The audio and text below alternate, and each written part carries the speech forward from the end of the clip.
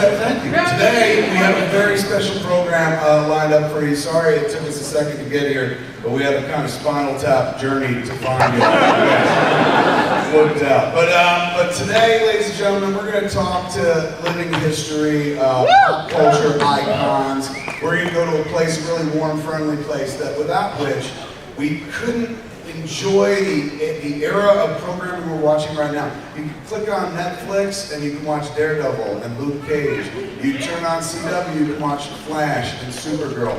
All of those superhero programs, going back to even prior to that, Smallville, we give some props there as well, built on the shoulders of one very important superhero program that Ralph was old enough to watch when it was on. Screw you, Kevin, and you're right. It is still my favorite television program of all time. 50 years ago this year, we were first treated to the adventures of these people in Gotham City. Please, today we're going to talk about Batman 1966.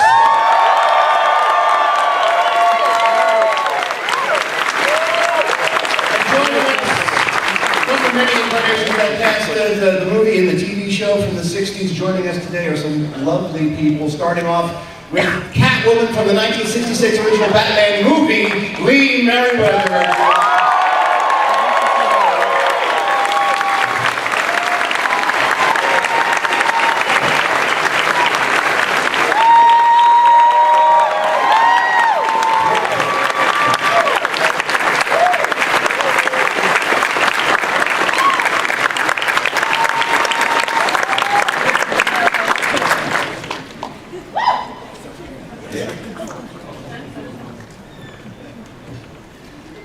Following up to that, we got a few more people to introduce you to, ladies and gentlemen. Next up, holy sidekick, Batman. Without this man, we have no modern lexicon of the kid's sidekick. Robin was always the character through which a kid could get into the Batman adventures. Watching an adult run around and stuff is fun for kids, but seeing a kid in that world meant something to kids. That's why Robin was created. And the guy who brought that character to life is joining us right now. Give it up for the legend, Burt Ward.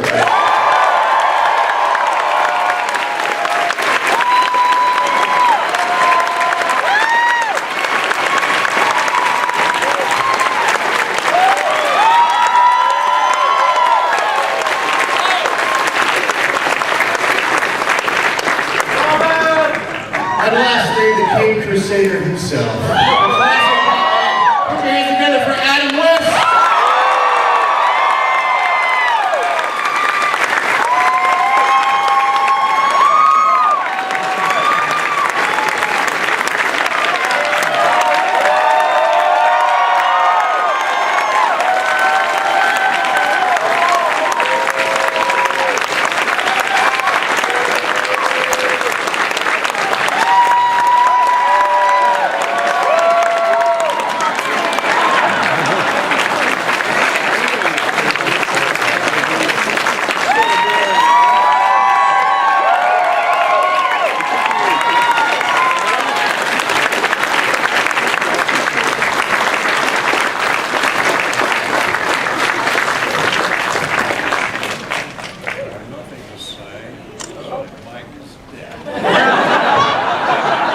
Batman's my guy. What the hell are you doing? Out of my room. I've noticed Batman the Elder. I heard my back. Or Batman Emeritus. Or the Legend.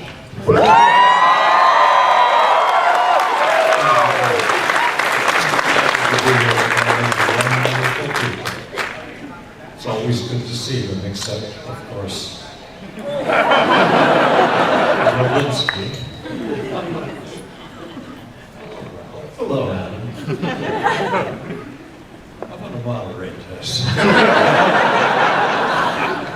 Let's talk a little bit about, well, we're going to get into all the classic Batman stuff. Let's talk a little bit about the new project that is out now. Maybe many of you have seen Batman Return of the Caped Crusader. It's available now on November 1st. will be available on Blu-ray and DVD. Let me ask you, it's two stars, Adam and Burt. What's it like revisiting these characters after 50 years, guys? Well, for Adam and I don't think we ever left. Well, for Burt and Yeah, me, we still I don't think trick or I'm treating in our house. This is getting confusing. Yes. Say something. Magic. Okay. I love you, Burt. No, Adam and I have a lot of fun. We've had a great time. It's been a fantastic ride for 50 years. We've made so many personal appearances, thousands and thousands, and meeting so many people. And we really do have a great time. You know, people say, well, how can you go out and just, meet so many people and not get boring? Well, I tell you what makes it exciting for us, when people come up to see us, no matter what their situation is, and they come up usually with their kids, the moment that they talk to us, we all of a sudden get to see them as children, because all of a sudden, when they see us, they get a chance to talk to us.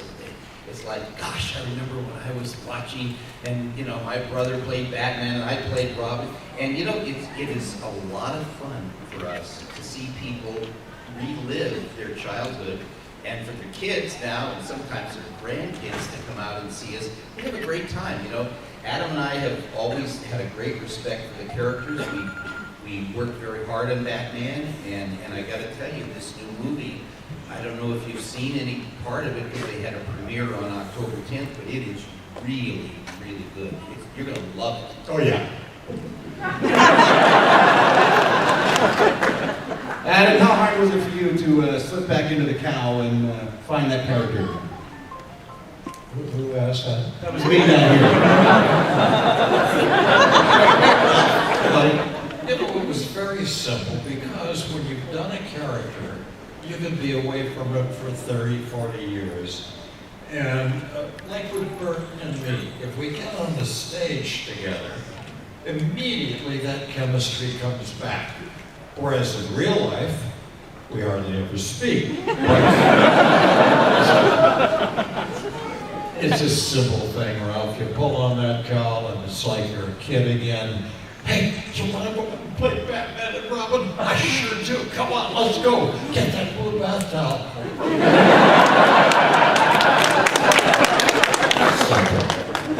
And Lee, you've had so many roles over your career, including Time Tunnel, one of my favorite shows too. I'm still watching that on ETV. I hope you guys are watching.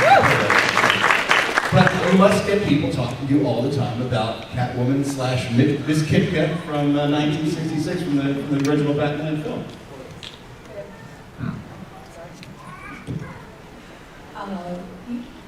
Really, they do. They do that. They remember everything. And which I realized that I haven't seen it in such a long time that I should get the copy of it before I do another convention. Well, let's roll. Let's all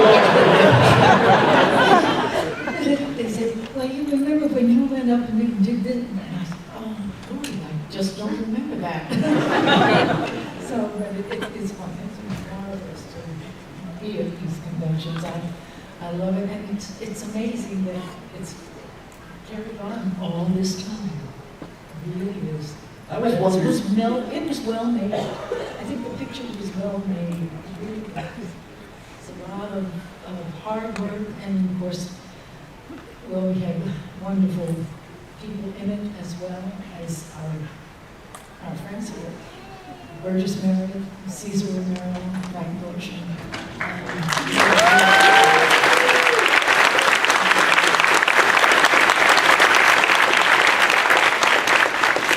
Wondered in the third season when Julie became unavailable to work on the series whether they ever approached you about returning to the show because you hadn't played Catwoman before.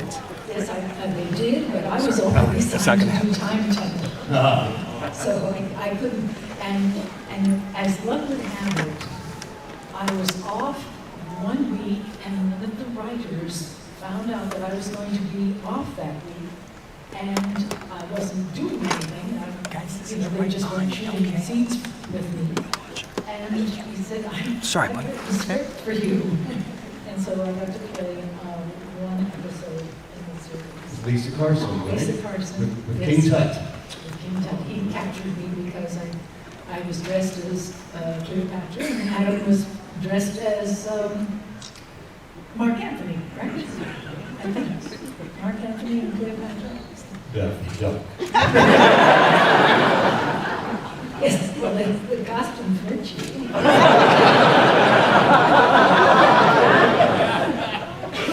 You were adorable. The show, now when I found the show, I was probably about 4 or 5 years old, and I'd watch it on a black and white TV in my kitchen. It was my first introduction to superheroes, and in many ways charted the course of the rest of my life. That's how powerful a document it was. Did you guys, when you were making it, I'm sure you were like, it's a kid's show. But was there any moment, what moment on the journey from the first time you were cast until today, where did you realize that it was so much more than just that simple kid show? That's a good question. An honest answer would be before we even rolled a camera. Because we all got married to the same kind of concept and tone, and everybody understood what we were trying to do, and that is make it a comedy for adults and some kids who are a little brighter than others, and a very exciting thing for children, and to reflect that late 60s period, which was so interesting in our country and unusual in many ways. And it took the critics about 30 years to catch up. Seriously. All they used was the word, it's camp. And that, in terms of convenience, they didn't understand, like the people on the stage here, and most of you, that we were doing a full-out satirical comedy. But I am so happy that all of you showed up today and realized that and appreciated it, and that you're still sitting there not getting up and leaving.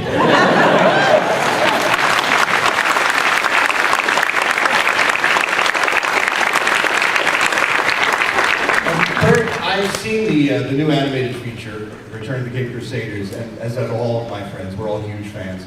One thing everyone keeps remarking on is how you sound exactly the same as you do now as you did 50 years ago. What is the secret to that? How do you do that? Well, it really was a compliment because you have to understand when you're in there recording, first of all, you're with people who are like the ultimate pros. I mean, the director, the writer, everybody already knew what the script was. I mean, they're consummate pros in Warner Brothers. So for me, it was actually a great honor that when I started doing my dialogue, and I was so shocked that I'm seeing all these pros laughing like kids. I mean, and I'm saying, geez, what is this? I mean, they know exactly what I'm going to say. They know exactly how I'm supposed to sound, but somehow something connected, and it seems to happen whenever Adam and I work together, where all of a sudden they almost forget that they're doing a business and start enjoying what it is. And I got a very nice compliment from the vice president of animation at Warner Brothers, Jay Bastian, who came up to me afterwards. He says, Burt, he said, you sound exactly like you sounded 50 years ago. He said, it's almost scary. And I thought about that, and for me, because the character was really, I was told at the beginning, don't quite go out and act. We really envisioned you, Burt, and the reason we selected you from 1,100 other actors is because we believed that there really was a Robin, that you personally would be it. So we just want you to be yourself and be enthusiastic. So whenever I got out there and I would do this stuff, I don't kind of do things halfway. Adam and I if we're going to do it, we're going to do it right. So for me, it was pretty easy to do it, and it was a very nice compliment from the vice president of Warner Brothers. But I have a great time doing it, and it's something that hasn't left Adam and I. people think that somehow, we went and did something else and now we're coming back to do it. We really, this was so affecting our lives at the time we made it, in different ways. How we affected people, how it affected our lives. It really never left us. So I think that maybe in another 50 years, we're going to do some more. Let's keep our fingers crossed, right? Well, Adam, if I'm not mistaken, there's already a sequel in the works to Return to the Cave Crusaders, isn't that right? You have another one coming out next year. Yes.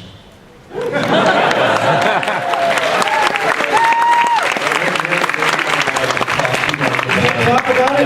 Well, a little bit, but the whippings that we got from the prior time talking about it are still sticking. Well, a little bit has already leaked, Adam. You want to tell everybody who the special guest villain in the next film is going to be? You want to hear? Yeah! Ever heard of, no?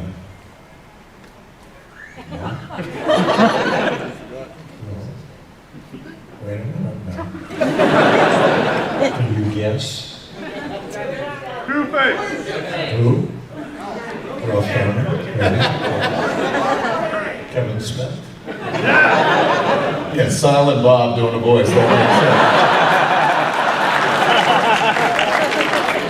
What about Bill Shatner? Shatner as Two-Face in the next film. He's so good. He's a worthy nemesis. I'd like to say that I really think that that's really great on what Warner Brothers did, because here you've taken the two most iconic television shows in history, Batman and Star Trek, my God, and you put them together, and it's really got to be spectacular. I mean, it's going to be really cool. Burt, I think you're spectacular. You have excellent taste. Was it Warner Brothers? Now, Adam, some people may not know this. This is the first time that you and William Shatner worked together, right? Well, thanks for mentioning that. We did a very remarkable, probably the finest pilot ever shot for 3 months. Alexander the Great. And Bill and I spent probably 6 weeks near St. George, Utah, out in the desert, riding these Arabian studs dressed in nothing but loincloths. 3 in the morning with heavy body makeup, and it was chilly and it was just very uncomfortable. But Bill was a remarkable horseman. Now, I was a cowboy a few years ago. I started as a kind of a cowboy. And yet Bill outrode me with every gallop across the desert because he was the featured guy. Follow the money, baby. We would play, each one of us, the lead every other week. And yet all we got was the pilot done. It was so awful. Really. Can you imagine all these people with rubber grapes and orgies?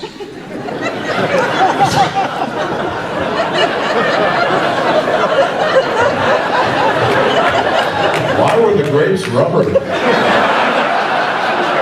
Can they afford the real thing?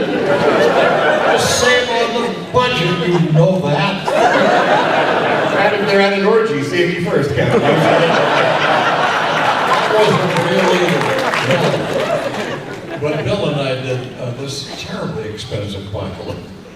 And that's how we worked together before. And then we did Celebrity Daredevils and other shows that I know of probably no interest at all to you at this moment.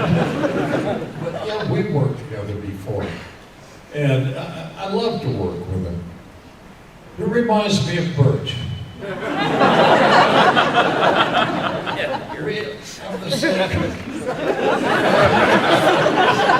same kind of rapport.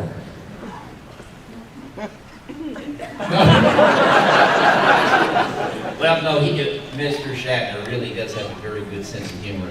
Bill does really. He's Well, what very about funny you? guy. Well, I'm okay. But he really is a fun guy, and I think he's going to do a fantastic job as Two-Face. He will be the best. He will He's do just really well. remarkable. Guys are going to He's love so him. wonderful that I will be totally upstaged. As I am now. And this Two-Face movie is based on an old script, or is it brand new? If I'm not mistaken, it's based on the script that Harlan Ellison wrote for the series that was never produced, right? Yes.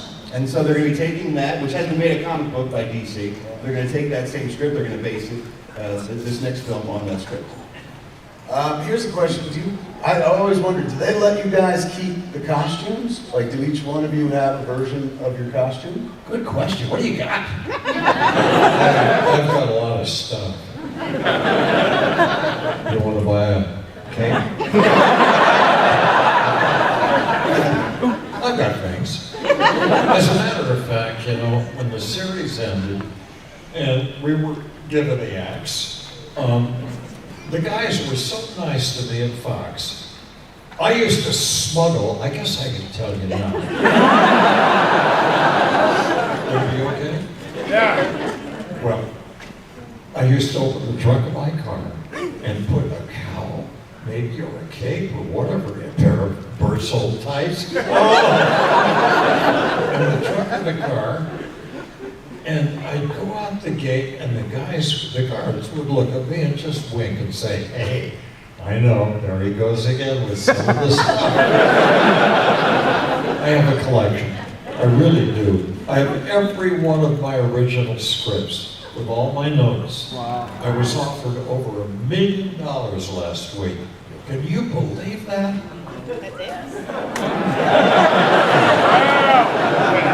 Don't try to cash that check, Adam. I should have never written that. I don't have that kind of money. That was just... Yeah, but you got the greatest collection I've ever seen of Batman stuff. Oh, stop. Burt, what about you? Did you get any souvenirs? Well, actually, what happened was because of all the fight scenes, and I did all of the close-ups. Because we were shooting sometimes 2 shows simultaneously, our stuntmen, and we had great stuntmen, would do they would choreograph the fight scenes, and they would do the wide-angle shots where it was shot from a big distance, But I did all of the close-up stuff and some of the really heavy-duty stuff because I really enjoyed that. I'm a black belt in karate. So what would happen is my costume would always get torn or this or that. So what I actually did during the series is I had my own costume made so that for close-ups and stuff that the collars weren't frayed and stuff like that. So I did keep just the ones that I had made to use in the show. But all of my stuff, and even when Adam and I went out with the movie, and we went to 36 theaters in 3 days in New York. I mean, we could come off that bus even with 17 police, and our costumes, our capes, or whatever would get snagged or whatever. So the only ones I have is the one now that I have that I just use for private moments with my wife.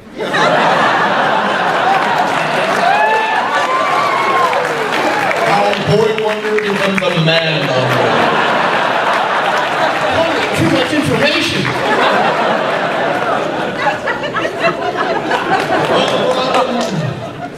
It's the oncoming thrust.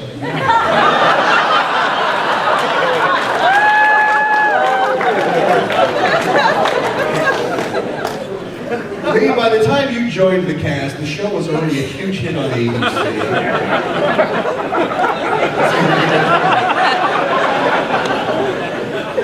It was a smash hit. It was the biggest television sensation in America. And then your cast as Catwoman, you had to jump aboard a moving train pretty much when you started work on that film. And you had a very short schedule on that film to get that done too, right? What was it like for you to have to jump into all the madness and work with these people who already had a bit of a head start on you? Well, I was so fortunate to have gotten the role. I don't know how many of you know what happened. At the end of the series, I think it was Julie had gotten a job in a movie. And so when it came time to cast Catwoman, they sent out messages to agents, send us your girls. And I remember walking into a building, a 20th Century Fox room, half the size, they're right there, filled with over 100 women. Beautiful, voluptuous. I thought, oh, good Lord. And but I read for it that day, and when I got home, I remember getting a phone call from my agent saying, "You got the job." I said, "What?" I thought there was no way that I could.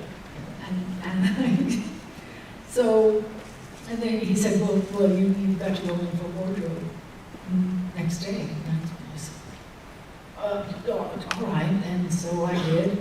And that's how fast it was. I was filming 4 days later.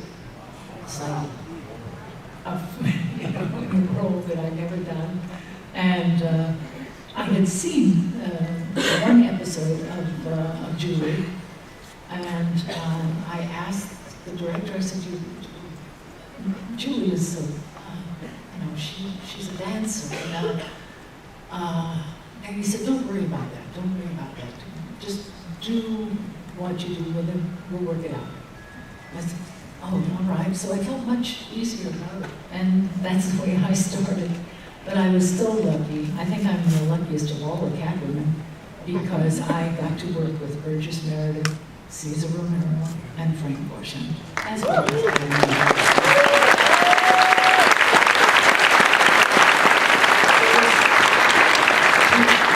work with them all at the same time, and their energy and their dedication to the script and the various bits that they were doing. They worked and worked and worked on them. I have a fond memory of Burgess in the periscope, looking in the periscope, and the cigarette holders out here, and cigarettes at the end, and he said, run silent, run. He worked on that, and I watched him. I was across from where he'd gone off on a little corner to rehearse and to get this so it's right. And I couldn't tell what he was saying, but then I realized that's what he was doing. He was practicing. And Caesar did the same thing with the electric things. Joy buzzer? Yes, the joy things and the sparkles. But I think that was added. But he wanted it to be right, and he practiced. I learned so much from them and their department. They knew their lines, they came on time, they didn't fool around. It was work, and enjoyment. That's why I was so lucky, because I got to see them working. And then, of course, I got to work with Garman, and that was wonderful. I think of all the Catwomen, you had the most romantic scenes with Bruce Wayne in the film. That's when you guys really had some steamy moments. Oh, yeah. Knowing Adam, he had to practice that scene over and over. Especially after hours. So I'm going to start telling some of those things I know. About you, baby. Hey, look, I want to tell you people something. Those of us up here, especially Burt and me, would really be nowhere without you. And I'm serious. You people have been the world. Yeah, it didn't take me long either. On the very first day of filming, back in 1965, the very first shot of the first day of filming was in the Batcave, which is Bronson Canyon in Hollywood. And I personally remember that they had said, Burt, okay, go over there, go inside the cave, there's a Batmobiles there, and we're going to have you drive out and do that opening sequence, which everybody has seen thousands of times. So I went and got in the Batmobile, and I looked over expecting to see Adam, but it wasn't Adam there. And I said, who are you? The guy says, my name is Huey. I said, well, oh, why are you in that man costume? He said, because I've got to do this stunt. It's a very dangerous stunt. I don't want Adam to take a chance of that and getting hurt.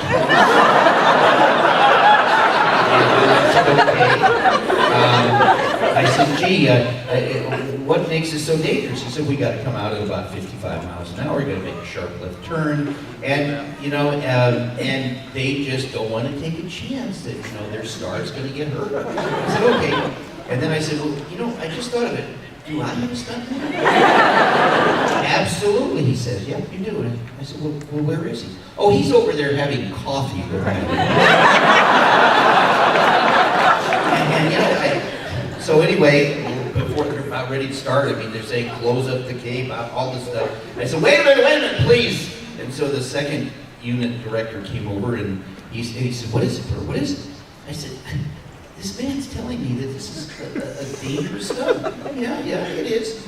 I understand, but he's also telling me that I have a stunt man who's over there having coffee with Adam White. Yeah, well, what about it? Well, why isn't he here? And I'm over there having coffee with Adam White. He says, because we can't use him. I said, why can't you use him? He doesn't look like you. Wait a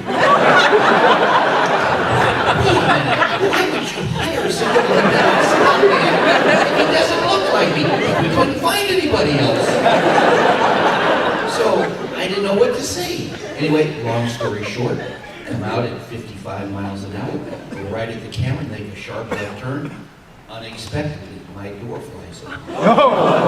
And the centrifugal force was throwing me out. I reached back, I caught my little finger on the gear shift to hold on, and it kept me from falling out of the car. The door knocked over one of those giant arc lamps, which is really dangerous, going to kill somebody if it landed on them, knocked the cameraman over, and in my case, it kept me in the car, but it pulled my little finger out of joint. And it's really painful. I hope none of you ever have to have that. So they came rushing over, and they said, are you okay? And I said, yes, but my hand is hurting. And because I had a glove on, it had swollen up so much inside the glove. They said, it looks like something, we got to get you to the hospital. And I said, I appreciate that. They said, absolutely, just as soon as we get the shot. I said, what does that mean? Oh, we got 80 guys on the crew. We can't drop everything and take you to the hospital. We got to get the shot. Well, how long will it take? Oh, another 45 minutes to light it, and we got to set up, we got to put new film in the camera, but all this stuff. That was at 7:30 in the morning. I got to the hospital at noon. And that was the first of 4 days in a row that I went to the emergency hospital, and I had never even been to one in my life. Second-degree burns, third-degree burns, a 2x4 landing on my nose, breaking my nose, and all these things happened. And by the way, that scene was inside the subway where Batman's supposed to break through the breakaway wall, which they didn't build. They had no time to build a breakaway wall. So one of the special effects guys used 2 half sticks of dynamite. True, nearly blew the entire soundstage down. Lie down on the table. This is where they're Frank Gorshin and Joe St. John in that scene where they make the death mask of me. And I'll tell you something, it's a bad sign. It's 7:30 in the morning, you're tied down on a table, and as these special effects guys walk past you, you smell liquor on their breath. That's a bad sign. That was the magic of Batman?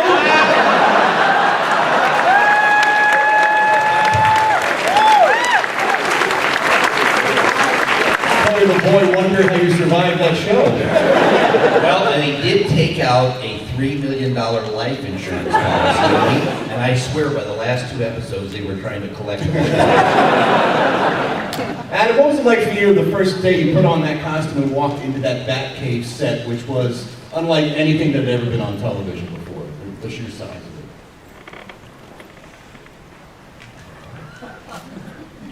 it? It was like nothing I was used to. I was trembling.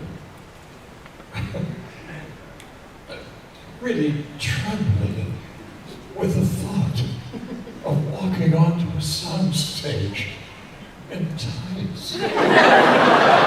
in front of everyone. And yet, then I remembered Errol Flynn, Barishnikov. I don't know. You know, tights do not lessen your manhood. But they did with Burt, and I'm talking. Did you ever see the way he walked? Off camera? No. Burt, tell them about your tights.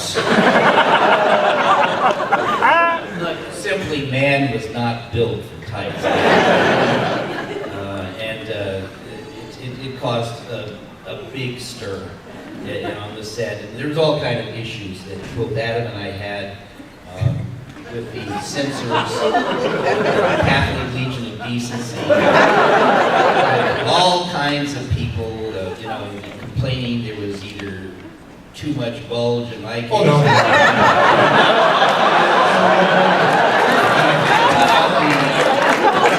They put those Turkish bath towels in there. No.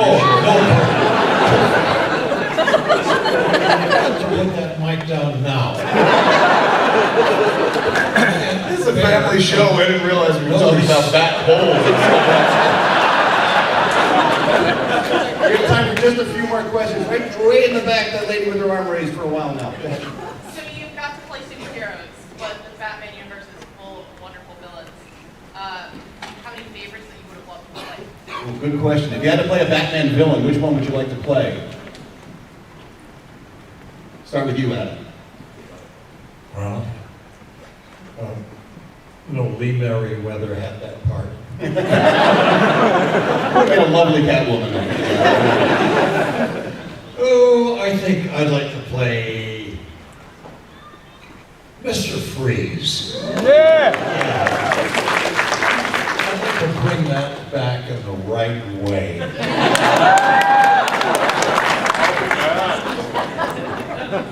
No illusion, no aspersions whatsoever. Burt, how about you? If you had to pick a Batman villain to play, which one would you like to play? Actually, that would be hard for me because I don't know, I'm kind of like all-American apple pie. I can't see myself doing that. But I can't tell you this without saying I can't tell you that come Tuesday, November 1st, that my dear friend over here wouldn't have had to play an evil villain to have accomplished what you asked if they watched the new movie. Batman Return of the Caped Crusaders. Coming this Tuesday, heavy duty, not what you're thinking. Taking everything that the best of what we did 50 years ago, combining with what you've seen in the movie theaters, and the sum of these two parts is bigger than the individual parts. I promise you, those of you that watch our new movie will not see what you're expecting. Sell it, Burt, sell it. I can't think of a better way to end this panel. Thank you all so much.